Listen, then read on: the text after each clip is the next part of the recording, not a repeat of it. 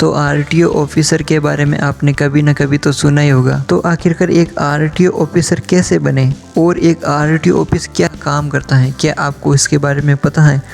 साथ ही साथ अगर आपको भी एक आरटीओ ऑफिसर बनना है तो इसके लिए क्या क्या योग्यता होती हैं और एग्ज़ाम कौन कौन से आपको क्लियर करने होते हैं। इसके अलावा सबसे मेन बात हम कर लेते हैं कि एक आरटीओ ऑफिसर बनने के बाद उसकी सैलरी कितनी होती है। अगर आपको भी इन सभी प्रश्नों के बारे में जानना है तो आज के इस वीडियो को कंप्लीट देखिए।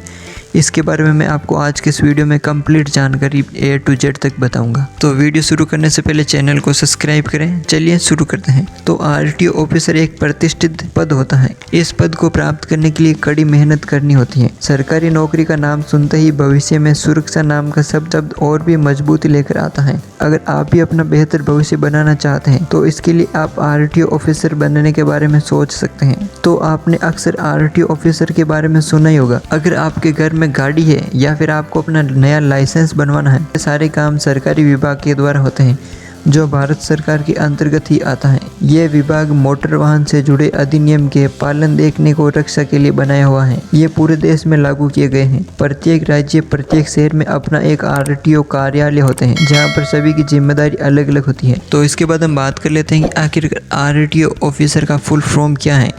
तो आरटीओ का full form regional transport office होता है, जिसका हिंदी में मतलब क्षेत्रीय परिवहन कार्यालय होता है। आरटीओ ऑफिसर वे ऑफिसर होता है जो इन सभी दफ्तर में एक अधिकारी के तौर पर काम करता है। हर ऑफिस के लिए एक अलग अलग आरटीओ ऑफिसर नियुक्त किया जाता है। सरल भाषा में कहे तो आरटीओ ऑफिसर को इंचार्ज भी कहा जा सकता है।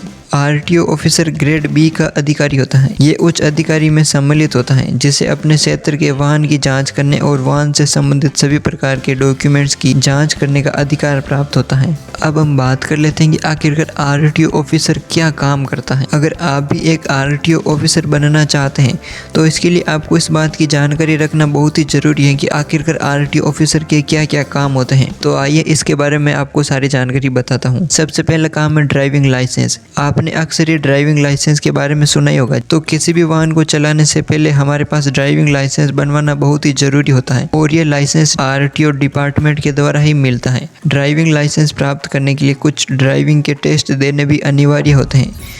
जब हम इन टेस्ट में पास हो जाते हैं तभी हमारा लाइसेंस बनता है। ये काम आरटीओ ऑफिस में होता है और ये काम आरटीओ ऑफिसर ही करता है। इसके बाद दूसरा है वाहन का रजिस्ट्रेशन। जब कोई व्यक्ति नया वाहन या नया साधन खरीदता है तो उस पर कानूनी अधिकार पर हक पाने के लिए रजिस्ट्रेशन करवाना अनिवार्य होता है। बिना नंबर प्लेट की कोई भी गाड़ी चलाना गैर कानूनी माना जाता है। ये काम भी आरटीओ डिपार्टमेंट का ही होता है। रजिस्ट्रेशन करवाने के लिए आपको आरटीओ ऑफिस में जाना ही पड़ता है। इसके बाद तीसरा है प्रदूषण का टेस्ट। आरटीओ टीम के द्वारा गाड़ियों का प्रदूषण लेवल भी टेस्ट किया जाता है। जिस वाहन में ज़्यादा प्रदूषण होता है उसका लाइसेंस कैंसिल कर दिया जाता है, इसलिए समय समय पर प्रदूषण का टेस्ट भी अनिवार्य होता है। 4 नंबर है बीमा यानी कि इंश्योरेंस।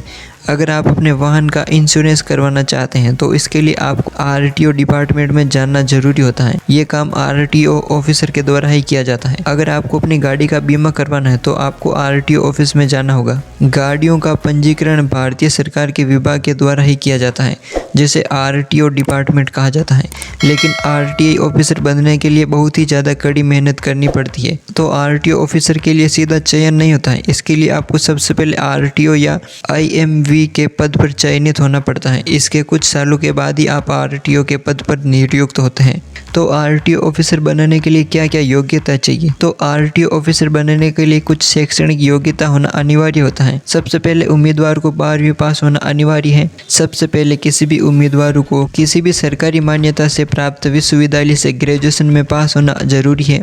आरटीओ ऑफिसर बनने के लिए महिलाएं और पुरुष दोनों ही सम्मान पूर्वक आवेदन कर सकते हैं। आरटीओ ऑफिसर बनने के लिए न्यूनतम आयु 21 साल और अधिकतम आयु 30 साल तक है। इस उम्र के लोग इसमें अप्लाई कर सकते हैं। हालांकि इसके अतिरिक्त कुछ लोगों को इसमें छूट मिल जाती है। अब हम बात कर लेते हैं कि आरटीओ ऑफिसर बनने के लिए एग्जाम किस प्रकार से दिया जाता है। सबसे पहले आरटीओ ऑफिसर बनने के लिए आवेदन करना होता है, जिसका आवेदन करना बहुत ही आसान होता है। आरटीओ ऑफिसर एग्जाम में पास होने के लिए इसमें आपको 2 एग्जाम देने होते हैं।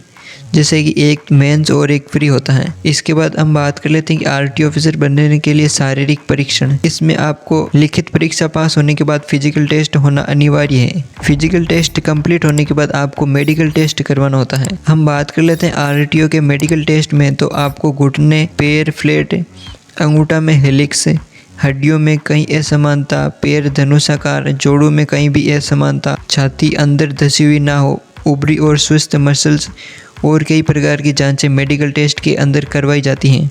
मेडिकल टेस्ट के समय पर प्रत्येक अंग के मानक डॉक्टर वहां पर उपलब्ध रहते हैं, जिससे वे आपको योग्य और अयोग्य घोषित कर सकते हैं। तो ये सारे एग्जाम में आपको पास होने के बाद आप एक आरटीओ ऑफिसर बन सकते हैं। तो आखिरकार एक आरटीओ ऑफिसर इस प्रकार से बना जाता है। अब हम बात कर लेते हैं एक आरटीओ ऑफिसर बनने के बाद उसकी सैलरी कितनी होती है। तो जब हम कोई गवर्नमेंट नौकरी के बारे में सोचते हैं तो हम यही सोचते हैं कि हमें कितनी सैलरी मिलती है। तो हम बात कर लेते हैं एक आरटीओ ऑफिसर बनने के लिए इसमें तो शुरुआती सैलरी 30 से 40 हज़ार रुपए की सैलरी होती है। इसी के साथ समय के अनुसार आपकी सैलरी में बढ़ोतरी होती रहती है। तो इस प्रकार से आप एक आरटीओ ऑफिसर बन सकते हैं। मुझे उम्मीद है आज का वीडियो आपके लिए बहुत ही यूजफुल रहा होगा। चैनल पे नए हो तो चैनल को सब्सक्राइब करें।